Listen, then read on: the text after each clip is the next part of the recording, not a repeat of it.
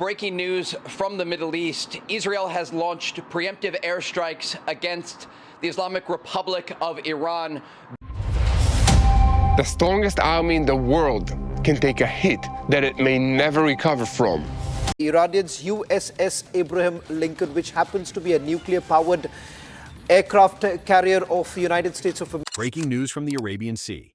2nd of March 2026, Iranian Revolutionary Guard Aerospace Force units have executed a coordinated 18-missile ballistic attack against a United States Navy aircraft carrier operating in international waters. 18 weapons, 7 confirmed direct hits on the carrier and her escort vessels. American sailors dead. American blood in the blue water of the Arabian Sea. And what Pentagon officials are telling us right now, the retaliatory strike package was already in the air before the last Iranian missile even found its target. 7 minutes from first impact to the total erasure of Iran's entire Arabian Sea strike architecture. The scale of what America just returned to Iran, according to classified damage assessments already leaking out of CENTCOM, is unlike anything the Islamic Republic has experienced since its founding. The Arabian Sea, pre-dawn. And the water here is a different blue than anywhere else on Earth. Deep, flat, almost luminous, the kind of blue that holds light from beneath rather than reflecting it from above. A vast open mirror stretching from the Omani coastline to the Indian subcontinent without a single natural obstruction. No straits, no choke points. Open water in every direction for 600 kilometers. This is where the United States Navy comes when it wants to operate with maximum freedom of maneuver. The maximum reaction time, maximum distance from Iranian coastal strike platforms. Through that blue open water, the USS Gerald R. Ford, the lead ship of the most advanced class of aircraft carrier ever constructed, moves at operational cruise speed on a westerly heading. Displacement, 100,000 tons. Length, 1,106 feet. 11 advanced weapons elevators. Electromagnetic aircraft launch systems capable of launching a fully loaded strike aircraft every 45 seconds. Now, made an air wing of 75 aircraft. A crew of 4,500 American sailors, aviators, and air crewmen who woke up this morning 400 kilometers from the nearest Iranian coastline, in open international waters, in a sea lane that Iran has never successfully threatened at this range. They are not worried this morning. They are running exercises. They are eating breakfast. They are 400 kilometers away from the nearest Iranian missile battery, and they believe that distance is protection. It is not. Because what Iran has spent the last 18 months building, and what American intelligence has known about for 11 of those months, is a mobile, dispersed, long-range ballistic strike network specifically engineered to reach exactly this distance. To reach a carrier that thinks it is safe. The USS Gerald R. Ford is in that network's crosshairs right now. And in 13 minutes, Iran is going to attempt the single most consequential naval strike since the Second World War. If you want the full truth about what happens when Iran tries to sink the most advanced aircraft carrier in human history, hit like right now. Because this story needs to reach every person who still believes the Arabian Sea is beyond Iran's reach. The Ford's strike group is built for precisely this threat environment. Her escorts, Arleigh Burke-class destroyers, USS Thomas Hudner and USS Delbert D. Black, carry a combined 212 vertical launch cells, SM-6 interceptors, SM-3 Block II, ballistic missile defense interceptors, Tomahawk cruise missiles, ASROC anti-submarine weapons. The SM-3 Block IIA is specifically designed to intercept medium-range ballistic missiles in the mid-course phase, at altitudes above the atmosphere, where the warhead is still climbing and at its most vulnerable. The strike group also includes a Ticonderoga-class cruiser, USS Lady Gulf, with her own 92 vertical launch cells and the most powerful Aegis baseline software currently operational in the fleet. A Virginia-class nuclear attack submarine, USS Minnesota, runs silent 200 meters below the surface, tracking every Iranian vessel in a 200-kilometer radius. This is not a single ship. This is an integrated weapons system of staggering complexity and redundancy. Designed by people who spent 40 years studying exactly how Iran would try to defeat it. And here is what those same people know, what they have known since the war games of the early 2000s, what keeps carrier strike group commanders awake at night in their sea cabins. A layered defense system can be overwhelmed, not broken, not defeated in a technical sense, but overwhelmed, saturated with more simultaneous threats than its intercept capacity can service at one time. The IRGC Aerospace Force has been engineering exactly that saturation problem for 18 months. On the morning of the Ford incident, they execute it with a precision that CENTCOM analysts will spend years studying. The attack timeline begins at 0347 hours, quarter to 4 in the morning, the midwatch, the lowest operational tempo of any 24-hour cycle at sea. Sleep schedules compressed, reaction time stretched, cognitive bandwidth at its minimum. In the Makran coastal range of southeastern Iran, 380 kilometers from the Ford's current position, a Revolutionary Guard ballistic missile force that has been tracking the carrier group for 11 consecutive hours using a combination of over-the-horizon radar, reconnaissance drone relays, and signals intelligence collected from 4 separate IRGC collection nodes begins its final launch preparation sequence. This is not an improvised attack. The targeting solution has been refined across 6 hours of continuous track data. The battery commanders have cross-referenced the Ford's speed, heading, and predictive course projection across 3 separate fire control systems. They know exactly where the carrier will be in 14 minutes. 8 Shahab, 3 modified anti-ship ballistic missiles fire in the first salvo, 2 seconds of separation between each launch. The launch signatures light up the infrared sensors of an American DSP satellite in geosynchronous orbit 35,000 kilometers above the Indian Ocean within 4 seconds of the first ignition. The alert is already moving through the CENTCOM early warning network before the last Iranian missile clears its launcher. 10 seconds after the first salvo is airborne, 6 Khalij Fars precision anti-ship ballistic missiles fire from a second battery position 40 kilometers east of the first. In terminal guidance, maneuvering re-entry vehicles, terminal velocity, Mach 3.8, and 30 seconds after the Khalij Fars launch, 14 Shahed 238 supersonic turbojet drones released simultaneously from 4 coastal positions along the Makran coast. Total weapons airborne against the USS Gerald R. Ford and her strike group, 28. 18 ballistic missiles, 10 drones already airborne. The second wave of 4 additional drones is still launching. The Ford's SPY-6 radar, the most powerful naval radar system ever installed on a surface warship, capable of tracking tens of thousands of objects simultaneously, picks up the ballistic missiles at 0348 hours and 14 seconds, at a range of 340 kilometers, 9 seconds after launch. The system's threat prioritization algorithm categorizes them, assigns intercept assignments to the escort ships, and begins feeding targeting solutions to USS Thomas Hudner and USS Delbert D. Black before any human being on any ship has issued a single order. Battle station's alarm sounds at 0348 hours and 20 seconds. The strike group shifts to full combat posture in 9 seconds. SM-3 Block 2A missiles fire from USS Lady Gulf, targeting the 4 highest threat ballistic missiles in the mid-course phase, above the atmosphere, where an intercept is cleanest. 3 kills. 1 missile maneuvers out of the SM-3 intercept basket and continues on terminal approach. SM-6 interceptors from USS Thomas Hudner take the remaining Shahab missiles in the terminal phase. 6 kills. 2 missiles break through. The Khalij Fars missiles arrive in a tighter cluster, their maneuvering warheads saturating the terminal defense window. 3 SM-6 intercepts, 3 clean kills, 3 missiles penetrate. Of the 18 ballistic missiles fired, 6 reach their targets. The first impact strikes the Ford's flight deck at 0402 hours and 6 seconds, 14 minutes and 6 seconds after launch. The warhead penetrates the non-skid deck surface, drives through the steel plating, and detonates on the hangar deck. 2 F/A-18 Super Hornets and 1 E-2D Hawkeye are destroyed instantly. The fireball rises 80 feet through the elevator shaft. 11 American sailors in the hangar bay are killed immediately. 31 are wounded. The second and third impacts strike the island superstructure and the aft flight deck respectively within 4 seconds of each other. USS Thomas Hudner takes a direct hit from a Khalij Fars warhead on her forward VLS cells. The explosion destroys 14 launch cells and kills 6 sailors on the bridge. USS Lady Gulf takes a glancing hit that destroys her forward 5-inch gun mount and wounds 9. The drones arrive while the ballistic intercept is still active. 8 are shot down. I-6 penetrate. 3 hit the Ford. 3 hit escort vessels. Total casualties in the first 8 minutes of the attack. 22 American sailors dead. 71 wounded. You are Petty Officer 2nd Class Devin Calloway, 26 years old, from Columbus, Ohio. Your mother works the overnight shift at a distribution warehouse.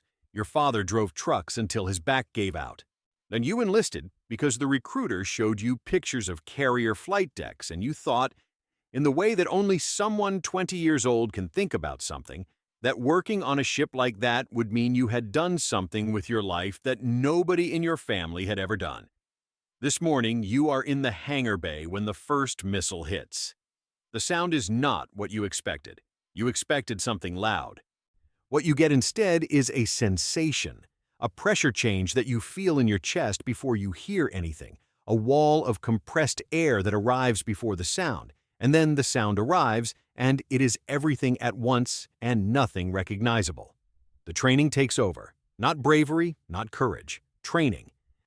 You move toward the fire because the training said move toward the fire, and you are moving, and the hose is in your hands, and someone is yelling, and someone else is very still on the deck, and you do not look at the person who is very still, because the training did not say, look at the person who is very still. It said, move toward the fire. That is who is on that carrier, not a platform, not a strike group asset. Devin Calloway from Columbus, Ohio, who thought a carrier flight deck meant he had done something real. Comment forward below. If you believe every one of those 22 sailors deserve to come home, and if you believe Iran should face consequences that make this morning the last time they ever point a missile at a United States Navy ship. Here is what Iran did not know when its battery commanders sent the launch authorization at 0347 hours. What their intelligence architecture, extensive as it is, fed by Russian satellite data and Chinese signals collection, had no visibility into whatsoever. 13 months before this morning's attack, following the IRGC's successful development and deployment of the extended-range Shahab variant, confirmed capable of reaching carrier groups at 400-kilometer standoff distances, United States Central Command submitted an emergency contingency targeting package to the Secretary of Defense. The package was designated Operation Steel Tide.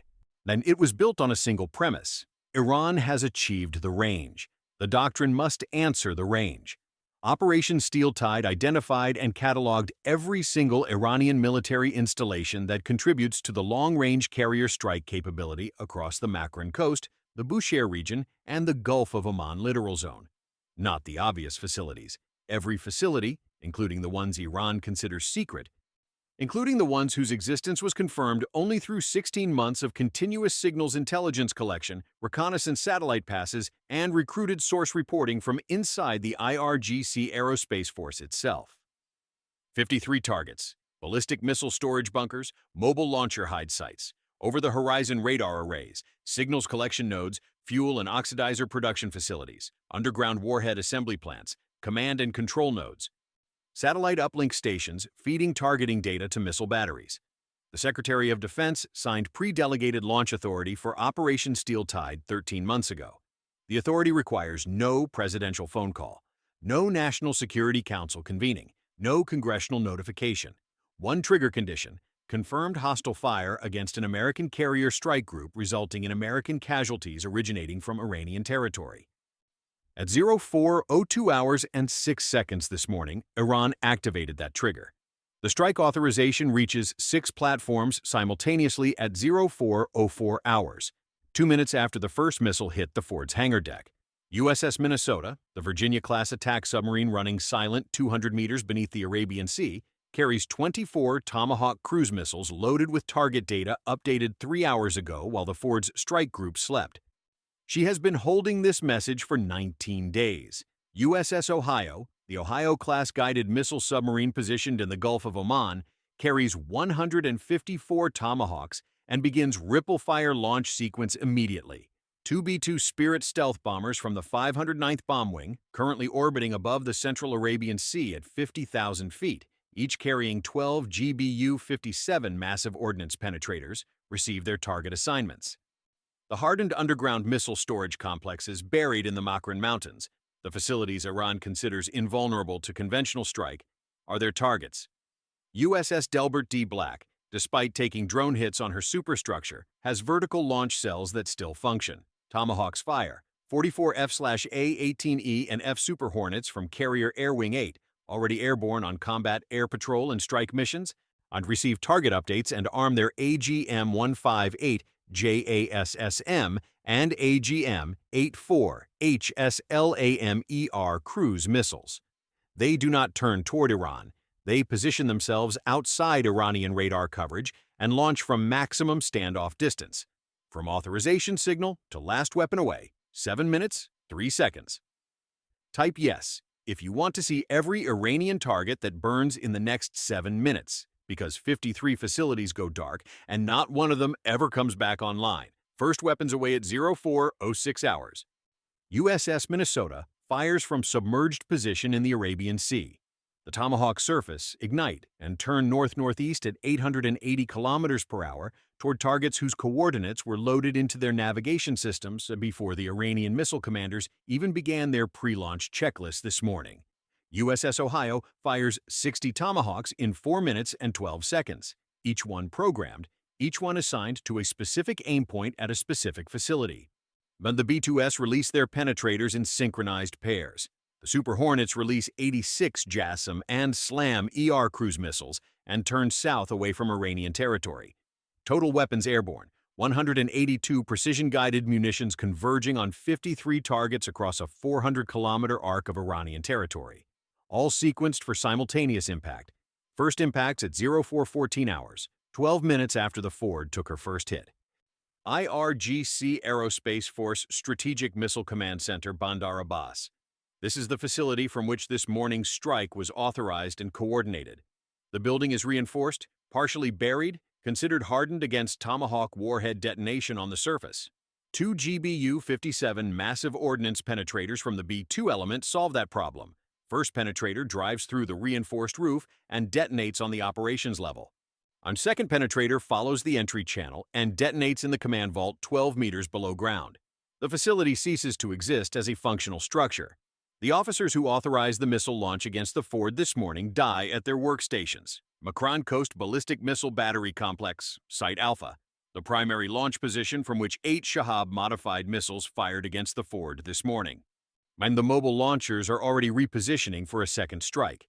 They are still moving when 9 Tomahawks arrive. The transporter erector launchers explode one by one as their fuel loads ignite. The reload vehicles cook off. The crew shelters, hardened fighting positions where Iranian missile crews shelter between launches, receive direct hits. In 60 seconds, the entire battery, its personnel, its equipment, and its command post cease to exist. A Makran Coast Battery Complex Site Bravo, the position from which the 6 Khalij Fars precision missiles fired this morning. 8 Tomahawks. The launch vehicles are destroyed. The underground warhead storage magazine receives a direct hit, and the secondary explosions propagate through the tunnel system, collapsing 400 meters of reinforced tunnel. And the prepositioned reload warheads, Iran's reserve of Khalij Fars missiles stored at this position for exactly the kind of follow-on strike they were preparing, are destroyed in the secondary detonation. Chabahar Long-Range Radar Installation, the over-the-horizon radar array that provided continuous track data on the Ford strike group for 11 hours before the attack, feeding the refined targeting solution to the missile batteries. Without this installation, the attack on the Ford could not have been coordinated at extended range. 14 Tomahawks. The phased array radar disappears in the first 6 impacts. The signal processing facility takes 4 direct hits. The backup generator complex, the cooling systems, the communications bunker, destroyed. Iran's ability to track American carrier movements at range in the Arabian Sea sector goes dark permanently. On Jask Naval Air Station, Iran's forward operating base for maritime patrol aircraft and long-range surveillance drone operations along the Makran coast. This installation provided the drone surveillance that tracked the Ford for 9 of the 11 hours before the attack. 10 Tomahawks. The runway receives 4 cratering munitions. The aircraft shelters, containing Iran's fleet of Shahed long-range surveillance drones and Mohajer maritime patrol systems, take 6 direct hits. On every aircraft and drone at the facility is destroyed. The fuel farm ignites. The base commander's operations building collapses under 2 direct hits. Konarak Naval Base, the IRGC Naval forward operating position for fast boat and midget submarine operations in the Gulf of Oman. The base from which Iran planned to conduct follow-on surface attacks against the damaged Ford strike group. 12 Tomahawks. Then 31 missile-armed fast attack boats at their moorings explode as their weapons detonate in the secondary chain reaction. The submarine pen, housing 3 Iranian midget submarines, receives 4 direct hits. The pier complex collapses into the water. Underground fuel storage ignites. The base is rendered permanently non-operational in under 3 minutes. Then Hormozgan Province Underground Missile Storage Complex, the hardened underground facility where Iran stores its operational reserve of ballistic missile warheads for Arabian Sea strike missions. This is the target the B-2 element was specifically deployed to destroy. Buried 40 meters underground under 14 meters of reinforced concrete, considered invulnerable to conventional precision munitions. The two B-2 Spirit stealth bombers deliver their remaining GBU-57 massive ordnance penetrators in coordinated sequential pairs. First penetrator drives the entry channel. Second penetrator follows and detonates at storage level. The underground complex, containing 64 ballistic missile warheads in various states of assembly, detonates in a secondary explosion that registers as a magnitude 3.1 seismic event on monitoring stations in Oman and Pakistan. And 27 additional targets, satellite uplink stations, signals collection arrays, additional radar nodes, ammunition depots, fuel production facilities, mobile launcher hide sites, and the dispersed command bunkers that form the backbone of Iran's extended-range strike architecture, receive their allocated weapons in the same simultaneous impact window. Total strike duration from first impact to final detonation, 5 minutes, 41 seconds. In that window, Iran's entire capability to threaten American carrier groups at extended range in the Arabian Sea, the capability that 18 months of development and $4 billion of IRGC Aerospace Force investment created, ceases to exist. Share this video right now so the world understands what happens when Iran builds a long-range carrier killer network and then actually uses it, and why the response was already loaded before the first Iranian missile ever left its launcher. Now, examine the arithmetic with no emotion and complete precision. Iran's attack: 28 weapons fired against one carrier strike group, 22 American sailors killed, 71 wounded, one aircraft carrier with significant but repairable damage to the hangar deck and flight deck, 2 escort vessels with serious structural damage. America's response: 182 precision weapons against 53 Iranian military installations. Estimated 940 Iranian Revolutionary Guard Aerospace Force personnel killed across all target locations. Iran's entire extended-range carrier strike architecture destroyed. Ballistic missile capability against targets at 400-kilometer standoff range reduced by 91%. Over-the-horizon radar coverage of the Arabian Sea sector eliminated. Long-range maritime surveillance capability at Makran eliminated. The submarine reserve at Konarak destroyed. 64 ballistic warheads destroyed in underground storage. The mathematics are not proportional. They are not designed to be proportional. They are designed to be final. Iran fired 28 weapons. America returned 182. Iran killed 22 Americans. America killed 940 Iranians. Iran damaged one carrier that will sail again in 12 months. America destroyed facilities Iran spent 18 months and $4 billion building that will never be rebuilt under the current sanctions regime.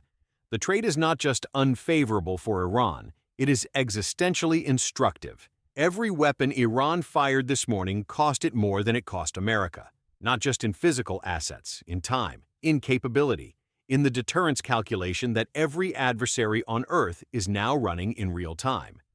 The international response arrives in waves over the following 6 hours. Iran's government issues its statement before the fires at the Makran battery sites are even cold. The Ford was operating within an exclusion zone that Iran has unilaterally declared. The attack was a defensive action against an aggressive naval presence. The American retaliation was disproportionate and illegal under international law. The statement is being broadcast while satellite images of burning Iranian facilities are circulating on every network. The United States does not issue a statement. It releases evidence. The DSP satellite track showing Iranian missiles launching from Iranian territory. The radar data showing the Ford's exact position, unambiguously in international waters, 200 kilometers beyond any legitimate Iranian maritime claim. In the SIGINT package, communications intercepts proving the strike order originated from IRGC Aerospace Force headquarters at Bandar Abbas, translated, time-stamped, and already partially declassified under emergency authority. The evidence package reaches the UN Security Council, NATO allies, and every Gulf Cooperation Council capital within 4 hours. The response from the Gulf is uniform. Saudi Arabia does not condemn the American retaliation.